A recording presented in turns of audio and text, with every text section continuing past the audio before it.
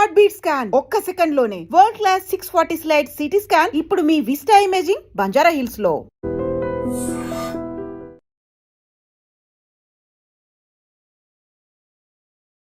Welcome to I dream. నా పేరు లుంబిని. ఈ రోజు మనతో పాటు ఉన్నారు ఖ్యాతన ఆరోగ్య కేంద్రం నుండి డాక్టర్ దిలీప్ గారు, expert in Ayurveda, acupuncture and natural sciences. ఆయనతో మాట్లాడదాం. Hello sir. హలో సార్, మోకాళ్ళ నొప్పులు చిన్నగా నొప్పిలాగా స్టార్ట్ అవుతుంది, రేపు పొద్దున నడవలేని పరిస్థితి వరకు వెళ్ళిపోతూ ఉంటారు. సగం చిప్ప అరిగిపోయింది, ఇంకా దాని తర్వాత మీరు నడవలేరు, ఎక్కువగా వాకింగ్ చేసినా రన్నింగ్ చేసినా కూడా ప్రాబ్లం అయిపోతూ ఉంటుందని అంటారు కదా. సో దీన్ని ఫస్ట్ స్టేజ్లోనే మనము ఆయుర్వేదంతో ట్రీట్ చేస్తే ఎలా ఉంటుంది క్యూర్ అనేది? ఖచ్చితంగా ఏదైనా సరే మన బాడీలో ఒక బోన్ మెల్ట్ అంటే అరిగిపోతుంది అని అంటాం. అరిగిపోవడం అనేది అబద్ధం. ఫస్ట్ ఆఫ్ ఆల్ అంటే బాడీలో కామెడీ ఏంది అని అంటే మోకాలు ఒక్కటే అరిగిపోతుందా, మోకాలు ఒక్కటే జాయింటా, మన బాడీలో ఇంకా ఎక్కడ జాయింట్స్ లేవా? ఈ రిస్ట్ జాయింట్ ఎందుకు అరిగిపోవట్లేదు? కానీ ఇక్కడ వెయిట్ అంతా పడుతుంది కదా దీని మీద. దానికన్నా మీ యాంకిల్ జాయింట్ మీద ఎంత వెయిట్ పడుతుందో మీకు తెలుసా? అక్కడికన్నా మీ యాంకిల్ జాయింట్ మీద వెయిట్ ఎక్కువ పడుతుంది. మీ మోకాలు ఇంత ఉందండి, ఇంత లావుగా ఉంది అంటే బాగా స్ట్రెంత్గా ఉంటుంది. మనం ఒక 50 కిలోలు మోస్తే కూడా ఈ మోకాల మీద యాంకిల్స్ మీద జాయింట్ పడుతుంది. మనం బ్యాలెన్స్ అంతా దేని మీద చేస్తామండి? మనం ఫుట్ ఉంది, కాలు ఉంది, ఇలా పెట్టి మరీ ఆపుతాం. మనము ఇంత ఒక బరువుని మనం ఒక దాని మీద పెట్టి పాదం ఇలా పెట్టాలి. ఓవర్ వెయిట్ అయినప్పుడు ఇంక ఇట్లా కాలు లేపుతాం మనం. ఎందుకంటే ఈ పాదం ఇంకా ఫ్రంట్ సైడ్ అనేది ఇంకా వెయిట్ ఎక్కువ మోయగలుగుతుంది, సపోర్ట్ అంత గ్రిప్ ఉంటుంది అనమాట.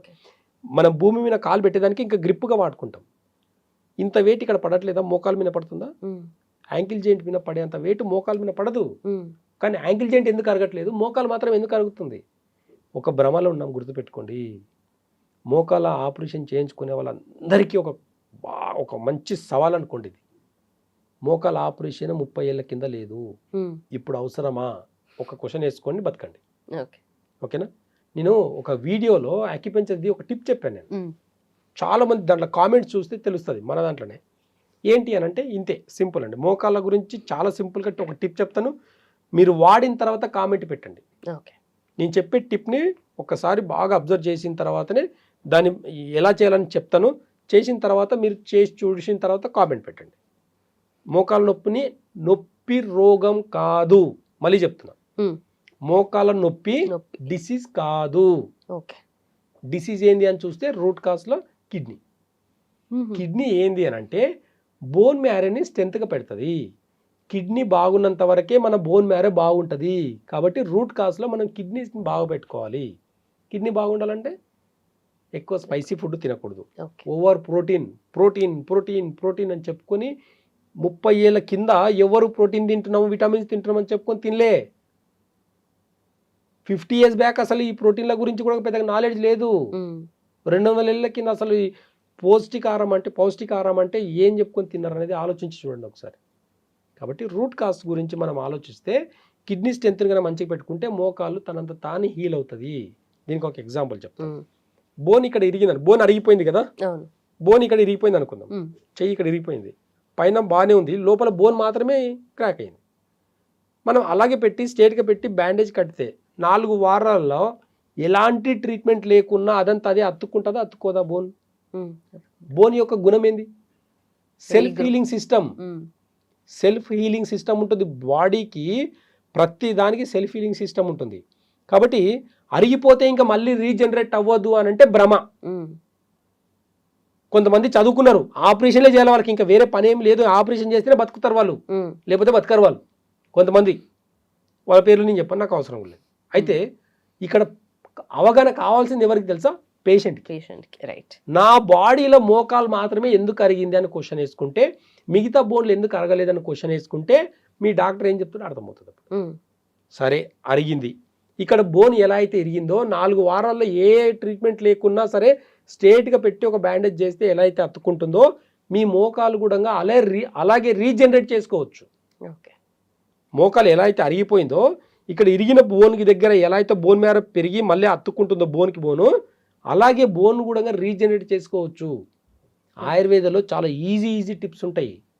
ఆయుర్వేదంలో చాలా ఈజీ రకమైన కొన్ని మెడిసిన్స్ వాడితే మోకాల నొప్పి నుంచి పర్మనెంట్గా తగ్గిన పేషెంట్స్ నా దగ్గర 1000 మంది ఉన్నారు. మీకు నొప్పే రోగం అనుకుంటే మీ నొప్పికి పర్మనెంట్ సొల్యూషన్ చెప్తున్నా ఈరోజు.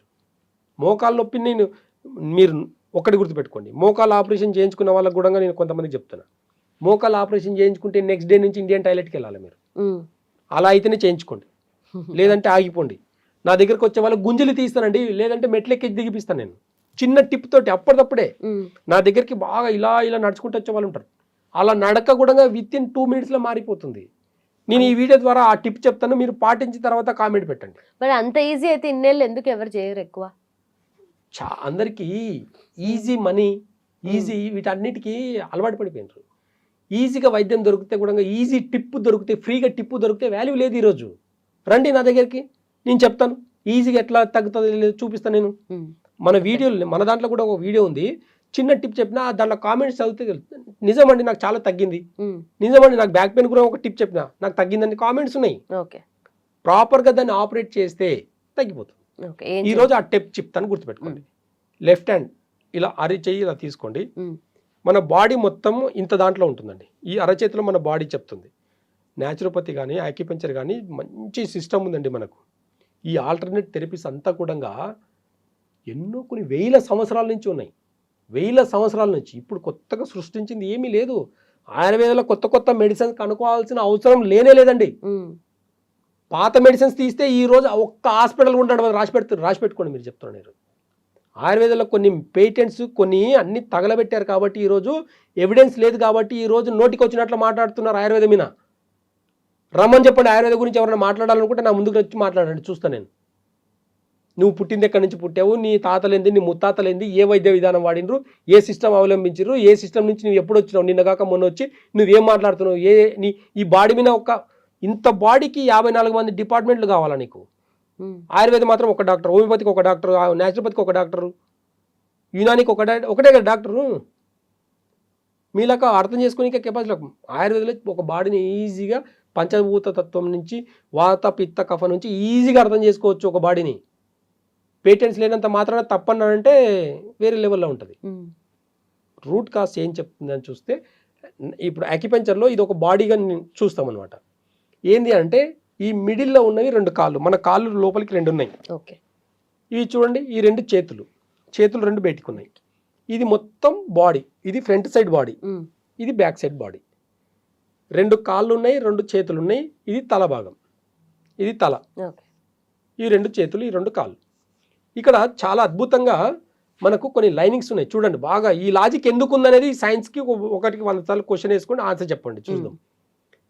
ఇక్కడ 2 కాళ్ళు అనుకున్నాం కదా, ఈ 2 కాళ్ళకు 2 గీతలు ఉన్నాయి కదా. ఇక్కడ ఈ 2 గీతలు ఎక్కడ మనకి జెయింట్, ఈ జెయింట్ ఉంది కదా, ఈ జెయింట్ యాంకిల్ జెయింట్.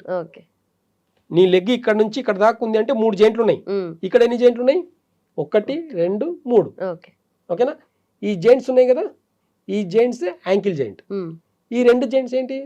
మోకాలు మధ్య భాగం నీస్ అన్నమాట. ఓకేనా? ఇవి 2 మోకాలు. ఈ కింద హిప్ జెయింట్, నడుము భాగం యొక్క జెయింట్. ఇప్పుడు చాలా సింపుల్గా చూడండి, ఇదొక జెయింట్, ఇదొక జెయింట్, ఇదొక జెయింట్. ఇక్కడ హిప్ జెయింట్ అంటే ఇది హిప్ బాల్ అనమాట. మన తొడ ఎముక అంటాం కదా, తొడ ఎముక అనమాట. ఇది తొడ ఎముకలు రౌండ్. ఓకేనా? ఇప్పుడు ఈ 2 చేతులు, ఈ 2 చేతులు అనుకున్నప్పుడు ఇదేంటి? ఈ లైన్ ఉంది కదా, ఇక రిస్ట్ జెయింట్. ఈ లైన్ ఉంది కదా, ఎల్బో జెయింట్.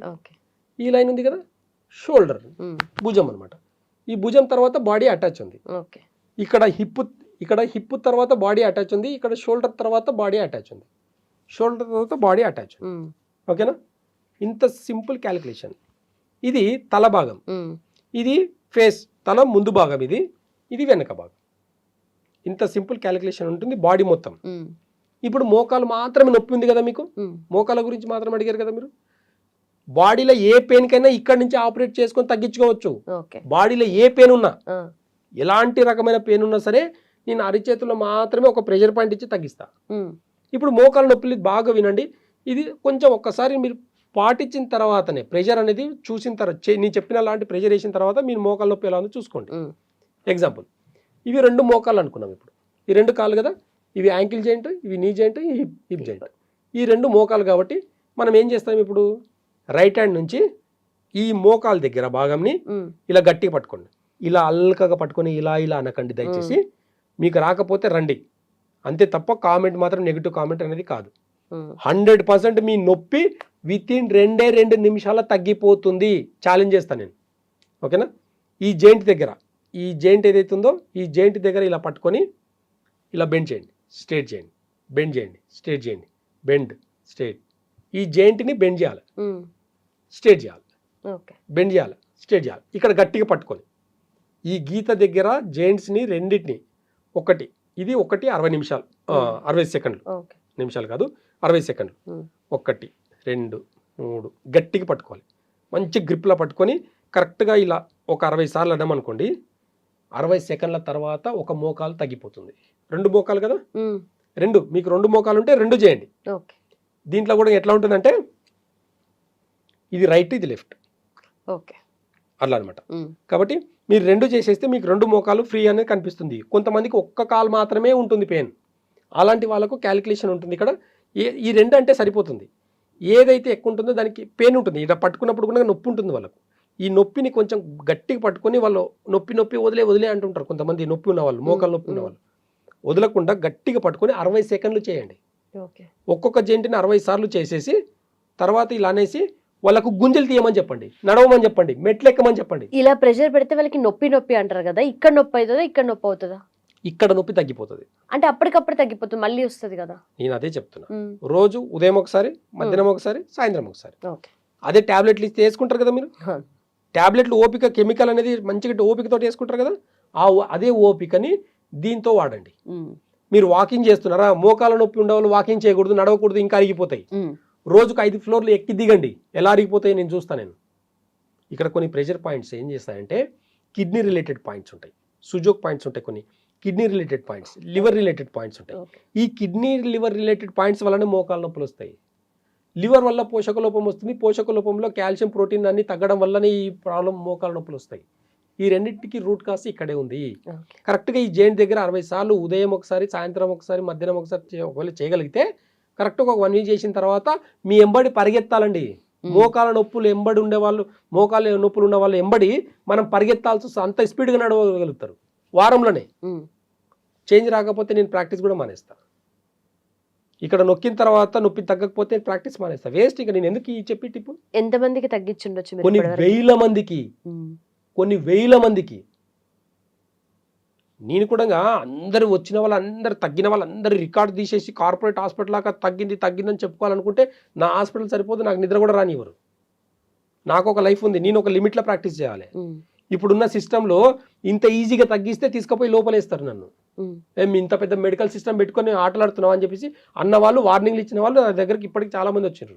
అందరికీ సమాధానం, నన్ను గెలకనంత వరకు బాగానే ఉంటుంది, నన్ను గెలికితే మొత్తం వేరే లెవెల్లో ఉంటుందని చెప్పిన. కాబట్టి ఈరోజు ఇంకో లెవెల్లో ఉంది. కాబట్టి ఎవరి వైద్యం వాళ్ళు చేసుకుంటారు, నీ వైద్యం నువ్వు చేసుకో.